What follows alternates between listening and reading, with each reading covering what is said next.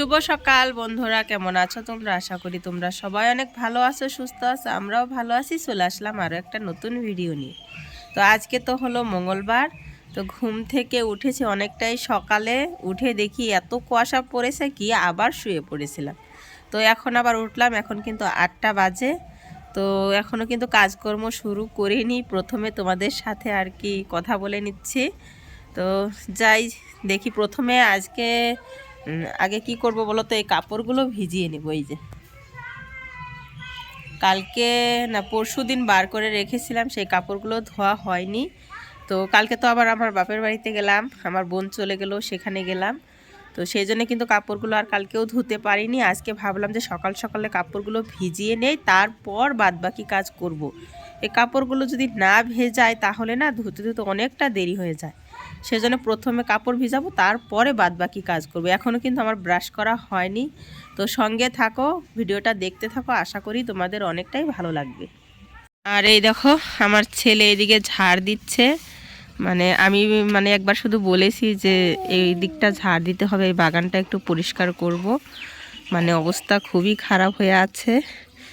আর এই দেখো আমার ছোট ছেলে ঝাড় দেওয়ার জন্য ঝাঁটা ফাটা সব সঙ্গে করে নিয়ে এসে যে ঝাড় দিচ্ছে। তো এদিকে এরা দুষ্টুমি এসব করতে থাক। কাজ পরিষ্কার হোক চাই না হোক, শিখতে তো হবে, তাই না?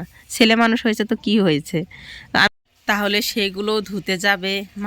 ওর যেটা ইচ্ছে হবে সেটাই করবে। ও আমাকে অনেকটাই হেল্প করে, যখন যেটা বলবো সেটাই করবে। আবার ও কিন্তু নিজের থেকেও অনেক কিছু করে। তো এদিকে এরা এইসব কাজ করতে থাক, আমি কাপড়গুলো ভিজিয়ে নিই। তো বন্ধুরা, এই যে চলে আসলাম কলপারে কাপড়গুলো ভিজিয়ে নেওয়ার জন্য। আর ড্রামের পানি এত ঠান্ডা কি বলবো, হাতই দেওয়া যাচ্ছে না।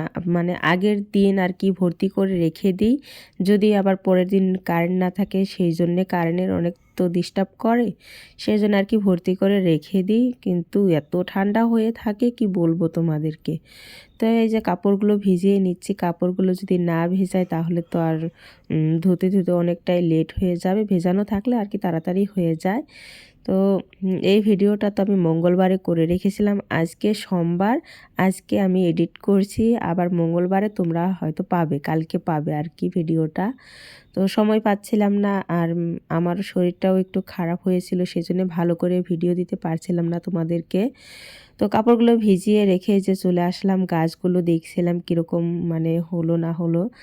আর এত ঠান্ডা পড়েছে, গাছগুলোর অবস্থাও একটু খারাপ হয়ে আছে, পানি দেওয়া যাচ্ছে না, বৃষ্টি পড়ছে মাঝে মাঝে, এরকম অবস্থা হয়ে আছে, মনে হয় যে বরফ পড়ছে এরকম অবস্থা। তো একটু রাস্তায় যাচ্ছি, রাস্তায় একটু হাঁটাহাঁটি করব, তারপর আবার গিয়ে মুখ টুক ধুয়ে আবার রান্নাঘরে যাব। এই যে এখন কিন্তু গ্যাসটা মুছে নিচ্ছি। রাতে গ্যাসটা মুছেই রেখে দিই, তাও সকালবেলা যদি একটু পরিষ্কার করে না নিই না, ভালো লাগে না। যেহেতু আমাদের গ্রামের বাড়ি, দেখবে যে ইঁদুর, তারপরে টিকটিকে সব আর কি হাঁটাচলা করে, ঘরের মধ্যে পটি করে রেখে দেয়। সেজন্য একটু পরিষ্কার করে নিয়ে রান্নাটা বসালে ভীষণ আর কি ভালো হয়। তো গাছ থেকে 4টে নারকোল পড়েছিল, একদিনেই পড়েনি আর কি, আজকে একটা কালকে একটা, এরকম করে করে আর কি জড়ো করা হয়েছিল 4টে। তো সেটাই আজকে আমার হাজব্যান্ড কেটে দিচ্ছে, দেখি কি বানানো যায়। তো বাচ্চাদেরকে আমি এটা পরে আমি আর কি নাড়ু বানিয়ে দিয়েছিলাম নারকেলের। প্রথমে ভেবেছিলাম যে পুলি পিঠা বানাবো, কিন্তু বানাতে পারিনি, মেয়েকে নিয়ে আর কি করতে পারিনি। আর এই যে মুরগি, সব মুরগি তো মরে সাফা হয়ে গেছে, আর এই একটা বাচ্চা ছিল মোরগের বাচ্চা, সেটাই আর কি জবাই করে নিয়েছি। কি যে আর কি এরকম করে মারলো কি বুঝতে পারলাম না। সব মুরগি একদম সাফ হয়ে গেছে, একটাই ছিল, ভাবলাম যে জবাই করে বাচ্চাদেরকে খেতে, বাচ্চারা যদি আর কি খায় তাহলে আর কি তাও ভালো লাগবে। তো মুরগিটা তো বাছা হয়ে গেছে, চামড়া সহই আর কি রান্না করব, সেজন্য পুড়িয়ে নিলাম। পুড়িয়ে আর একটু ভালো করে বেছে নিচ্ছে। আর আমার হাজব্যান্ড কিন্তু এই যে আগুন ধরানোর জন্য ও খড়িগুলো কেটে নিচ্ছে। এইগুলো লেবু গাছের খড়ি ছিল, অনেক কাটা, ও এত কাটা যে ফুটেছে ওর হাতে, কি বলবো। আর এই দেখো আমার সোনামাটা তো সারাদিন গুটগুট করে হেঁটে বেড়ায়, দৌড়াদৌড়ি করেই থাকে। একটু যদি ঘুমিয়ে যায় না, বাড়িটা মনে হয় একেবারে ঘুমিয়ে গেছে, একদমই ভালো লাগে না। আবার ও যতক্ষণ আর কি জাগনা থাকে ততক্ষণ ভালো লাগে, চিল্লাচিল্লি দৌড়াদৌড়ি, অনেক কথা বলে। তো এই যে কাপড়গুলো কিন্তু ধুয়ে নিলাম, আর আমি কাপড়গুলো রোদে মেলে দিচ্ছি। রোদ তো ভালো করে উঠছেই না, একদিন যদি কাপড় কাচ্ছি তাহলে 3 দিন ধরে আর কি শুকাতে হচ্ছে, এরকম অবস্থা। আর এদিকে আমার হাজব্যান্ড কিন্তু কোদালের ওই যে আসারিটা লাগিয়ে নিচ্ছে। আমরা তো আসারি বলি, তোমরা কি বলো না বলো ওটা তো আর আমরা জানি না, আমরা আর কি আমাদের ভাষায় বলছি। আমরা কিন্তু কোদালের আসারি বলি। মানে ভালো বাঁশ ছিল না, তো কি একটা কাঠের টুকরো দিয়ে আর কি লাগিয়ে নিচ্ছে, যাতে কোনো মতো আর কি কাজটা করা যায়, যাতে মানে আমাদের যে বাগান আছে ঘরের পাশে, বাগানটা ভীষণ মানে নোংরা হয়ে আছে।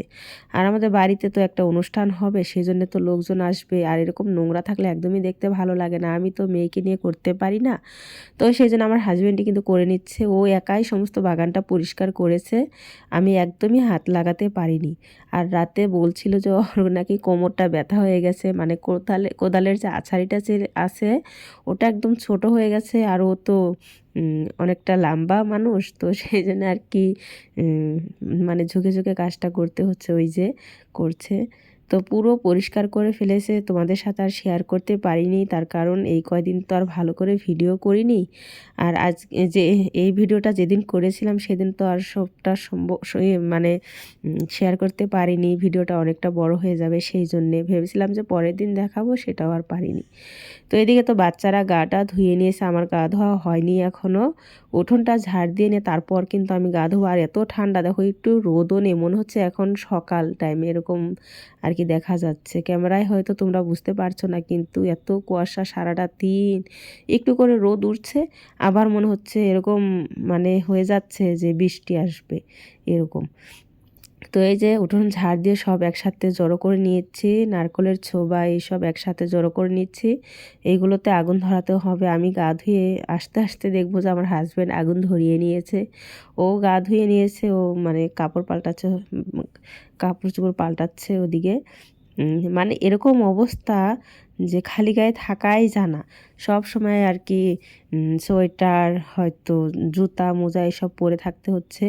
আর আমার না ওই সব জামা কাপড় পরে আর কি কাজ করতে একদমই ভালো লাগে না, মানে কীরকম যেন একটা জাম্বা জাম্বা টাইপ লাগে, একদমই ভালো লাগে না। এই যে কাপড় চোপড়ও ধোয়া হয়ে গেছে, মেলেও দেওয়া হয়ে গেছে, উঠোনও ঝাড় দেওয়া হয়ে গেছে, আমার ঘর দুয়ার পরিষ্কার করা হয়ে গেছে, আর গা ধোয়াও কিন্তু হয়ে গেছে। আমার হাজব্যান্ড দেখো এই যে গাটা ধুয়েও কিন্তু পরিষ্কার হয়ে গেছে, আগুন ধরিয়ে বসে পড়েছে। আমি এখন আর কি বসবো, এত ঠান্ডা মানে কি বলবো তোমাদেরকে, জানি না আমাদের আসামেই হয়তো এত ঠান্ডা পড়েছে। আর এই যে আমার সোনামাটাকেও কিন্তু গা ধুয়ে একদম পরিপাটি করিয়ে দিয়েছি, ওকে কোলে নিয়ে নিয়ে এখন আগুন তাপাবো। আর ভাত খাওয়া কিন্তু এখনও আমাদের হয়নি, তার কারণ এত ঠান্ডা লাগছে, ভাবলাম যে প্রথমে হাত পাগুলো একটু গরম করে নিই, তারপর আর কি খাওয়া দাওয়াটা করা যাবে। এই আগুন পাড়ে বসে বসে কিন্তু ভাতটা খাবো। তো যাই হোক বন্ধুরা, ভিডিওটা ভালো লাগলে লাইক কমেন্ট সাবস্ক্রাইব করে দিও।